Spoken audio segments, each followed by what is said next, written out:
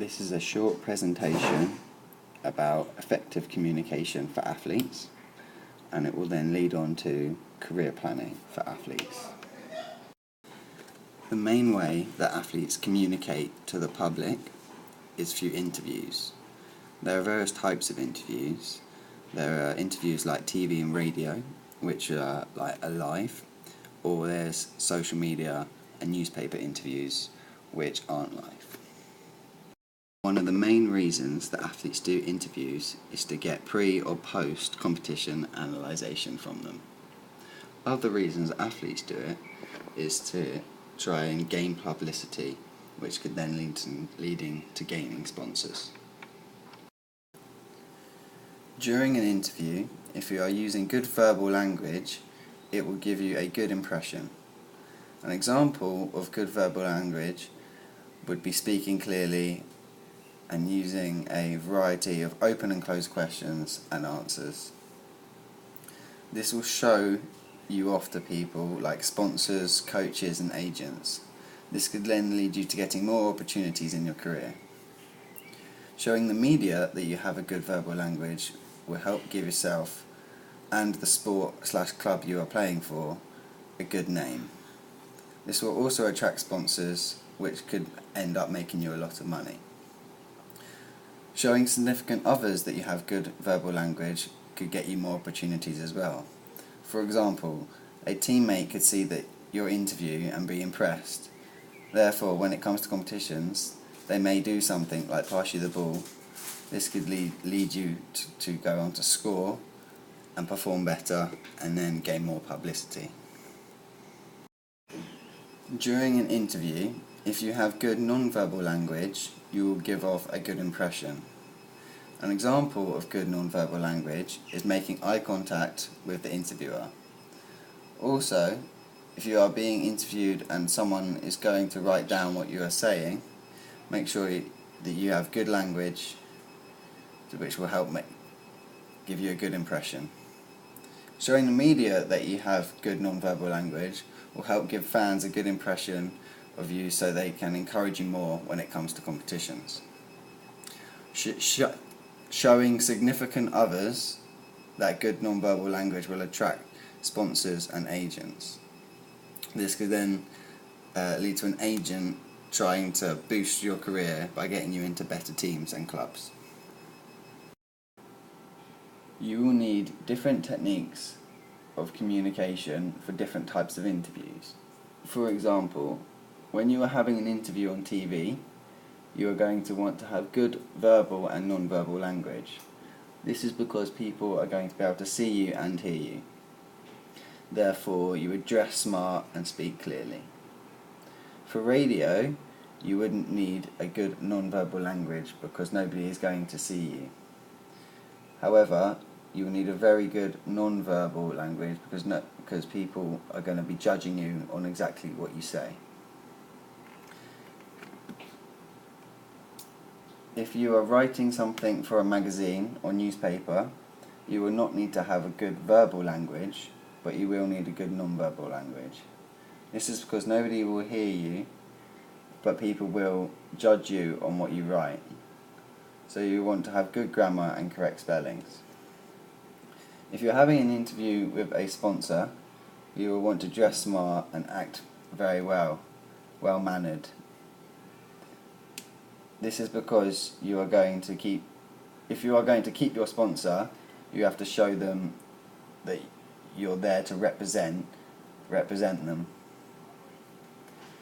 When you're going for an interview with your manager, you won't need to be as formal as going for an interview with your sponsor. However, you will need to act professionally.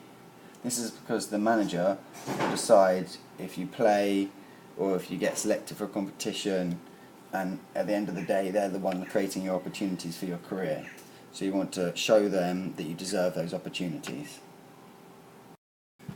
It is very important that when possible you plan for interviews. This is because there will be lots of people listening and watching,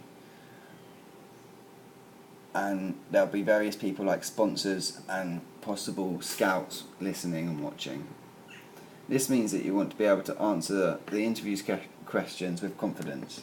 This will give people a good impression of you. If you don't plan for an interview, you could end up saying something or doing something that could affect your whole career.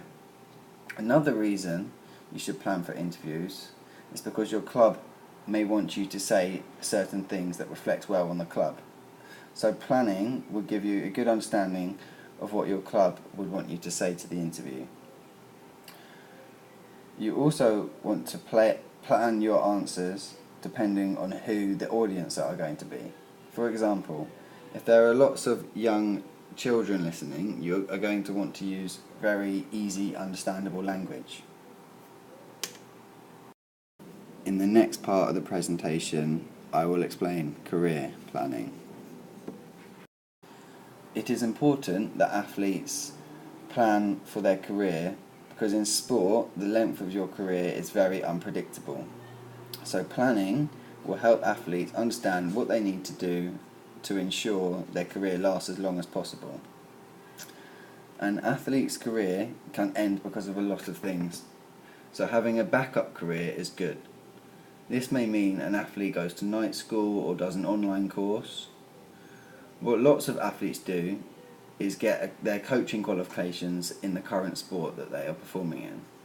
This will mean when their career comes to an end as an athlete, they can then go straight into coaching and still be part of the sport they love. A big part of planning a career is setting goals. A way of setting goals is using the SWOT analysis. This is because it gives the athlete things to work towards and keeps them moving in the right direction. SWOT analysis will help an athlete identify what they need to do to achieve goals that they have set. SWOT stands for strengths, weaknesses, opportunities and threats. If an athlete can identify all of these things, they will have a good understanding of how to succeed in their goals. SWOT analysis for Ben King.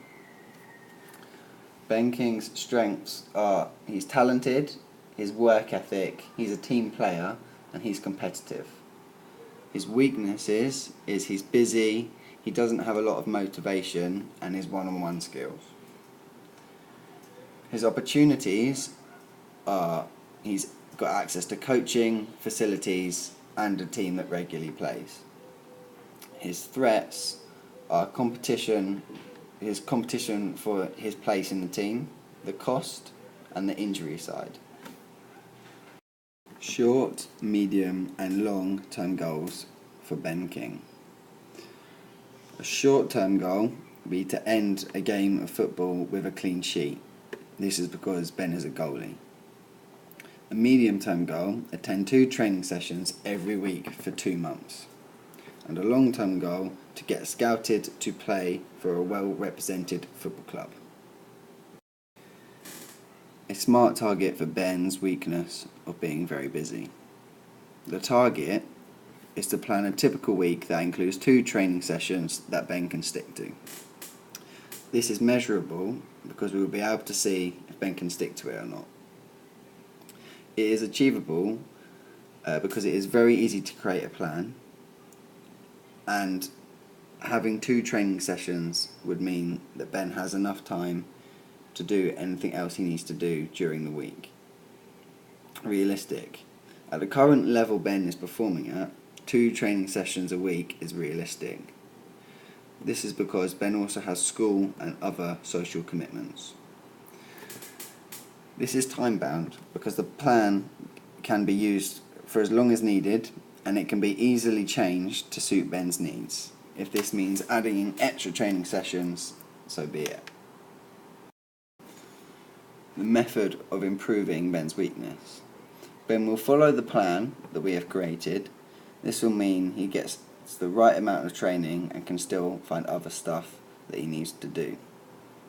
This will then eventually get Ben into a routine where he is regularly training and he will end up improving more. Ben could also learn on his time management a bit better. This is because he's often missed training because he needs to do work for school. So if we can work on getting his schoolwork done in a better time frame, it will give him more opportunities to train, get better, and end up with a better career.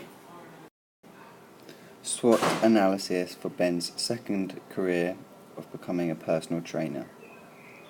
Ben's strengths are he's motivated, he understands most equipment used for personal training, and he's good with people. The weaknesses are the cost and the qualifications that he doesn't have. His opportunities are he has access to gym equipment and has access to clients through his gym. The threats are the money, the competition, and the time. Short, medium, and long-term goals for Ben's second career of becoming a personal trainer. A short-term goal is to look up everything to do with personal training and get a good understanding of what he needs to do to prepare himself to become a fully qualified personal trainer. A medium-term goal is to book himself onto a personal training course within 3 months. The long-term goal is to pass his personal training course and to get a job as a personal trainer. SMART targets for Ben's weakness of not having any qualifications. Specific: book yourself onto a personal training course. Measurable: you will know instantly if you are on the course. Achievable: if Ben puts a lot of work in, he should be able to achieve a pass in the course. Realistic: lots of gyms put on these training courses, so Ben should be able to get onto one easily. Time bound: we booked onto the course in under 3 months, gives Ben enough time to look up everything he needs to know about personal training and find out find a course that is right for him. The pathway Ben will take to becoming a fully qualified personal trainer. The first thing Ben needs to do is find out exactly what he needs to do to become a personal trainer. He will then have to look into personal training courses. He will have to find the money for a personal training course because they are not cheap. He will then book himself onto a course, and once he has passed the course, he will look for a gym that needs personal training staff. Or he could set up his own personal training business and look for his own clients. Thank you for watching my presentation on effective communication for athletes and athletes' career planning.